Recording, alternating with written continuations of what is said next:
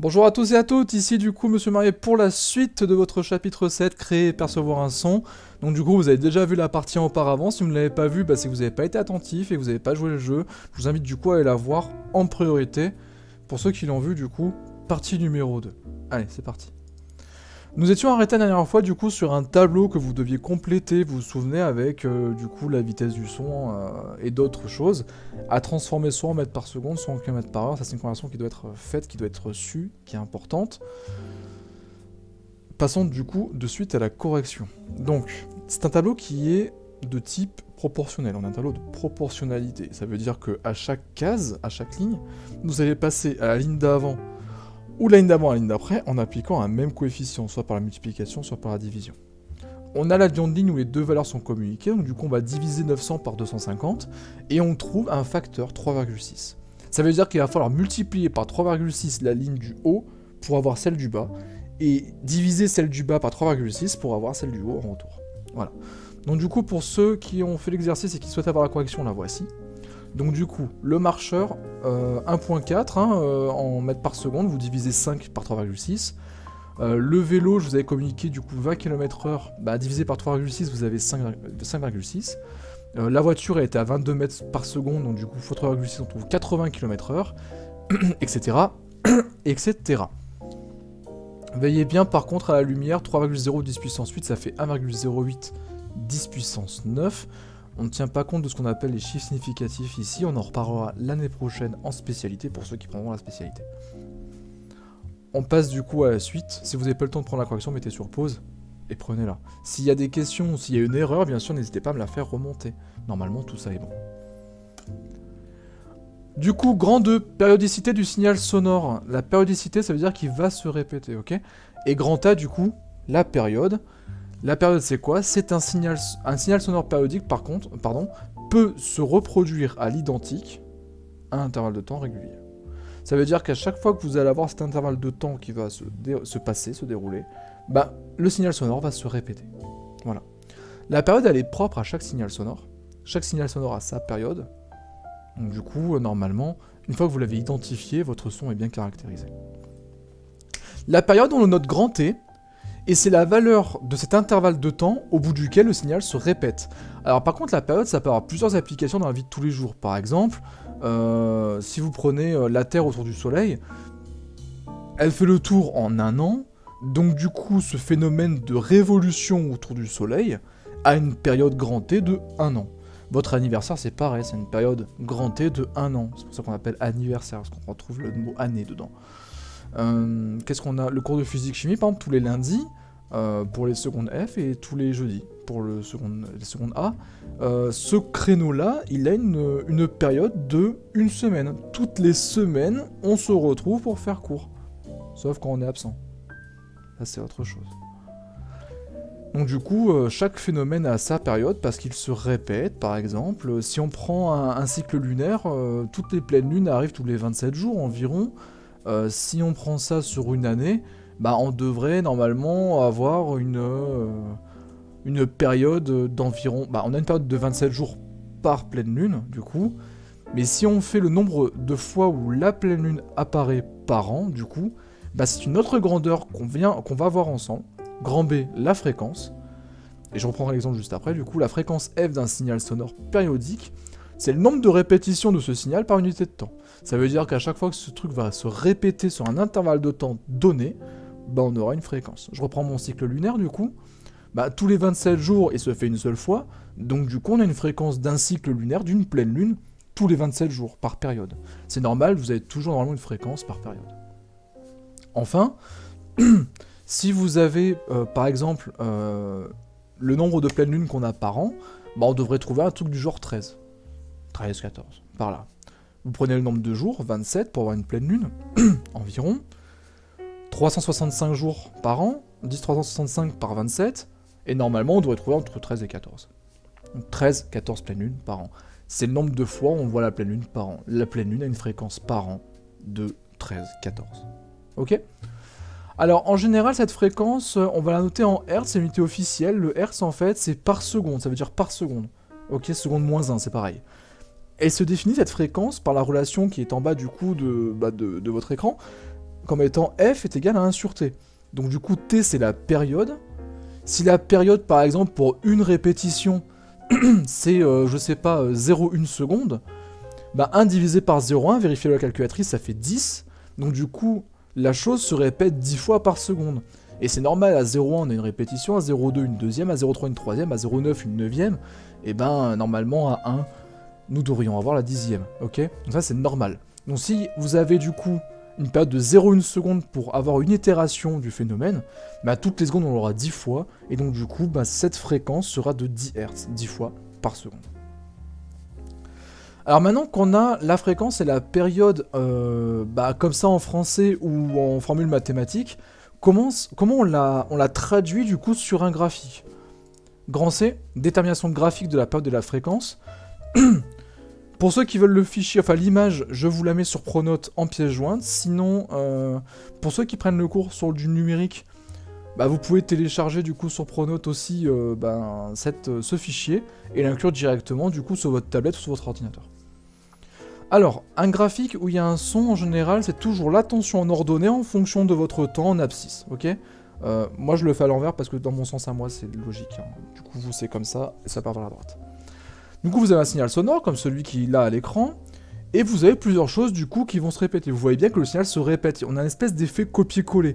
Et bien le motif, on va définir comme étant un motif cet assemblage en fait qui est copier-coller. L'espèce de chose à la base, ce qu'on a copié, et qui a été collé plusieurs fois à la suite. La répétition de la même chose. Donc le motif, je vous l'ai mis en rouge ici. Ce motif, il commence là, à t égale 0,25 secondes, et il finit ensuite par cette dernière descente, et ça va remonter, en coupant par 0 en 0,50 secondes. Ok? Donc du coup, ce motif, il commence à 0,25, il finit à 0,50, je fais 0,50 moins 0,25, et je trouve une période grand T, un delta grand T, si vous voulez, une delta période, de 0,25 secondes. Ok? On a encore fait le delta qu'on a fait auparavant, souvenez-vous, dans la partie 1. Du coup, si je veux calculer ma période maintenant, c'est fait, pardon, donc la période c'est du coup le temps entre le début et la fin de mon motif. Par contre là, ce schéma est un peu hasardeux parce que je le prends quand il coupe 0. Attention, ne faites pas pareil. Quand il coupe 0, il faut bien remarquer le même... comment dire? Il faut remarquer le même point de ce motif, exactement le même.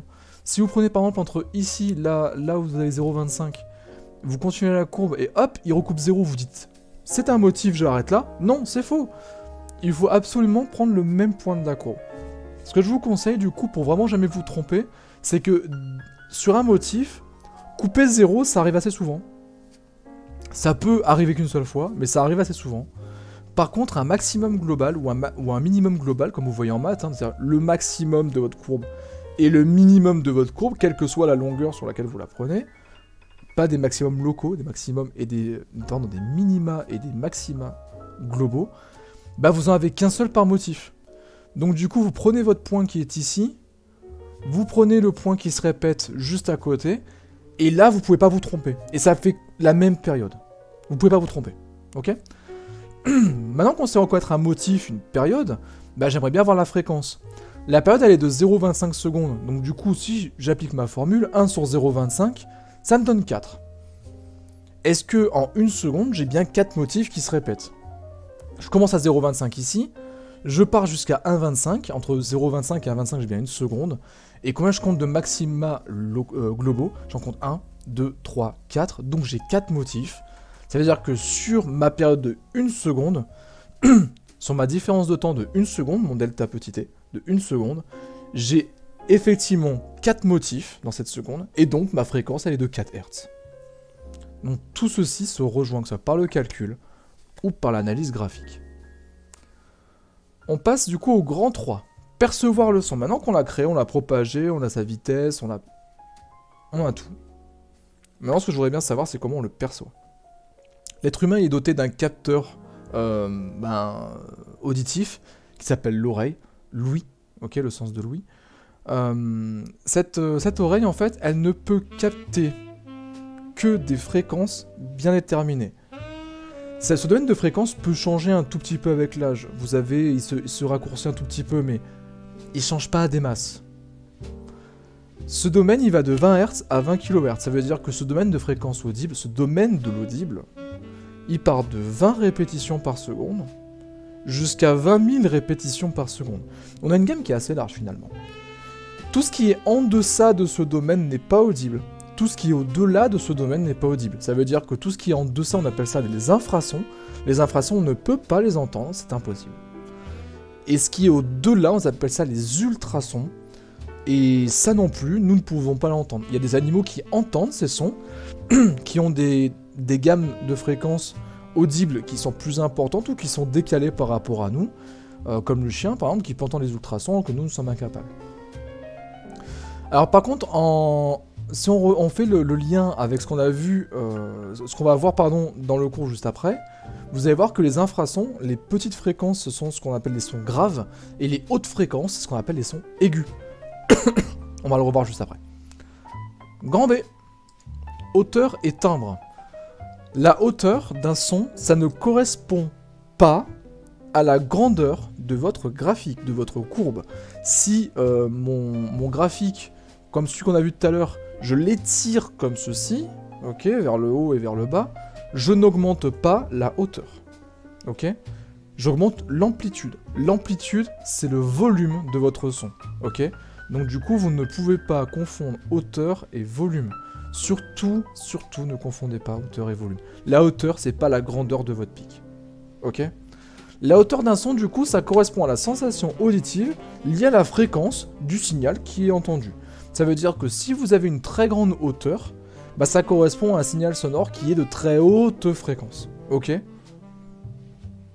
Si vous avez une haute fréquence, du coup, ben, vous avez beaucoup de répétitions par seconde, et donc du coup, plus vous avez une haute fréquence, et plus votre signal il est compressé. Ça veut dire du coup aussi que vous avez un son aigu. Vous vous souvenez de schéma juste avant, haute fréquence égale aigu. Plus un signal sonore au contraire a une fréquence faible, donc une fréquence qui est étirée, on va avoir peu de répétitions par seconde, voire une seule pour plusieurs secondes, bah là on a un son qui est plutôt grave. Respectez bien les couleurs que je vous ai données, hein. Donc du coup fréquence en rouge, pour fréquence élevée en rouge et aiguë, fréquence faible, vous mettez bien en vert avec grave. Je vous rappelle que votre cerveau associe des termes si vous l'aidez, et là si vous l'aidez avec les couleurs, bah, ça va l'associer beaucoup plus facilement. Temps de révision du coup optimisé. Le timbre d'un son du coup c'est propre à chaque instrument de musique, à chaque voix, et il dépend du motif qui est répété. En gros, chaque corde qui va vibrer, que ce soit une règle que vous amusez sur le bord du bureau, une corde de guitare, une corde de violon, une corde de contrebasse, que ce soit le son d'une trompette ou le son d'une voix à une autre, bah, vu que vous n'avez pas la même physionomie, les mêmes cordes vocales, vous n'avez pas le même instrument de musique, c'est caractéristique à chacun, donc du coup le son qui va être créé va être propre à chacun, et c'est ça qu'on appelle le timbre en fait, c'est le motif, le type de motif que vous émettez. Ça c'est pas trop à retenir, c'est pas très important. Tout ce qu'il y avait avant c'était très important, là c'est plus appliqué à un domaine musical et ce sera pas trop revu l'année prochaine et l'année d'après. Après c'est bien de l'avoir quand même. L'intensité sonore du coup est reliée à l'amplitude, comme je vous ai dit tout à l'heure, l'intensité sonore c'est l'amplitude, c'est pas la hauteur justement, c'est le volume de votre pic, ok, c'est la grandeur de votre pic en volts, en tension, pas la hauteur en termes d'aigu ou de grave. L'intensité sonore, c'est relié à l'amplitude du signal sonore. Il s'agit du maximum de tension, comme je disais, enregistré par le signal électrique, et que ensuite vous transmettez à un logiciel de traitement du son. Quand on double l'intensité sonore, il ne faut pas croire que votre oreille entend doublement plus fort. C'est faux. Quand on double l'intensité sonore, on entend plus fort, mais pas doublement. Pour traduire le niveau d'intensité sonore, donc comment vous percevez le bruit à l'oreille, bah on a défini une grandeur qui s'appelle niveau d'intensité sonore. On n'a pas pu le faire plus simple, hein. Et celui-là, par contre, est exprimé en décibels. C'est ce qu'on mesure quand on va dans un concert, dans une salle où il y a de la musique, en boîte de nuit, dans tous les endroits où il y a du bruit, finalement, pour mesurer s'il y a un danger ou pas. Il y a des professionnels qui mesurent ce niveau d'intensité sonore avec un appareil qui s'appelle du coup le sonomètre, et ça, on insiste dessus, c'est à connaître par cœur en seconde, un sonomètre, et on vient mesurer du coup le niveau d'intensité sonore en décibels, et après on dit il faut baisser le son, là c'est bon, ou il faut protéger les gens, il faut les avertir, il faut limiter l'écoute, etc. En dessous, marquez remarque, un son dont le niveau sonore est trop important, ça peut engendrer soit une perte d'audition qui est partielle, soit totale, mais toujours de manière irréversible. Une fois que votre oreille a pris trop de niveau d'intensité sonore sur elle, elle finit par se détériorer en fait. Vous avez en fait un seuil de danger qu'on a fixé à 85 décibels. Tout ce qui est au-delà de 85 décibels, il va falloir absolument soit privilégier une protection auditive, soit limiter en fait la durée d'écoute. Ok ? Donc là je vous ai mis en dessous un petit graphique, ça aussi vous pourrez le télécharger sur Pronote, hein, bien sûr, ou attendre que le lycée réouvre pour que je vous le donne en version de papier, ou l'imprimer chez vous, hein, pour le coller dans votre cahier. Dès qu'on se retrouve exposé du coup à ce niveau sonore de 85 décibels, il faut absolument se protéger ou limiter l'écoute, mais à quoi ça correspond ? Bah en fait vous avez du coup la frise en dessous, avec la machine à laver, le réfrigérateur quand vous l'ouvrez, etc., qui correspondent à des décibels en physique. La cour de récré c'est déjà à 80, par contre à 85, bah, on commence à avoir le MP3 ou le marteau-piqueur. Donc vous voyez quand même qu'on a deux choses qui sont pas du tout pareilles, hein. Le MP3 c'est quand même quelque chose que vous mettez assez souvent, les oreillettes avec votre portable au bout, que vous poussez le son un petit peu des fois un peu trop longtemps. Ça correspond en niveau d'intensité sonore pareillement à un marteau-piqueur que vous avez avec un travailleur dans la rue. Donc du coup, il y en a un qui est désagréable, l'autre qui est agréable, mais le danger est le même pour l'oreille parce que même niveau d'intensité sonore. Donc du coup, faites attention à votre écoute lorsque vous écoutez votre musique. Un concert, c'est environ 105 décibels du coup. Donc là aussi, de toute façon, le chanteur, au bout de 3 heures, il arrête, hein, il rentre chez lui. Donc forcément, il va vous limiter l'écoute. Mais sachez, vous aussi, vous limiter. Quand vous voyez que le son est trop fort, mettez des protections auditives. Par contre, quand vous travaillez en aéroport et vous vous occupez de tout ce qui est logistique des avions, par exemple, bah là, vous êtes obligé de travailler toute la journée, hein, sinon votre employeur vous renvoie. Mais du coup, vous avez la possibilité de porter des protections, des casques en fait qui vont vous protéger de ces décollages intempestifs. C'est par exemple le casque qu'on voit sur les militaires qui sont sur des porte-avions et qui donnent les instructions d'atterrissage ou de décollage du coup aux avions qui décollent ou atterrissent.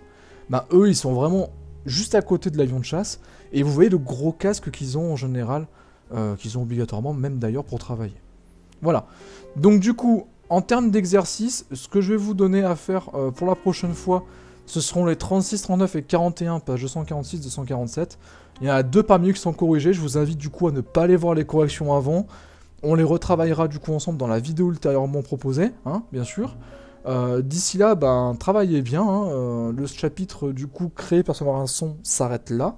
La prochaine fois, on verra tout ce qui est vision et image, donc comment on voit avec nos yeux, comment l'onde électromagnétique, la lumière, fait pour revenir jusqu'à notre œil, retransformer l'image, voir le monde qui nous entoure, etc. D'ici là, du coup, bah, travaillez bien. Je vous rappelle les 3 exercices à faire, absolument. Hein. N'oubliez pas de les faire, jouer le jeu, c'est important. Et du coup, bah, allez sur Pronote, télécharger les documents que je vous ai donnés, ou imprimez-les aussi, pour ceux qui ont la version papier. Merci beaucoup, et à la prochaine fois.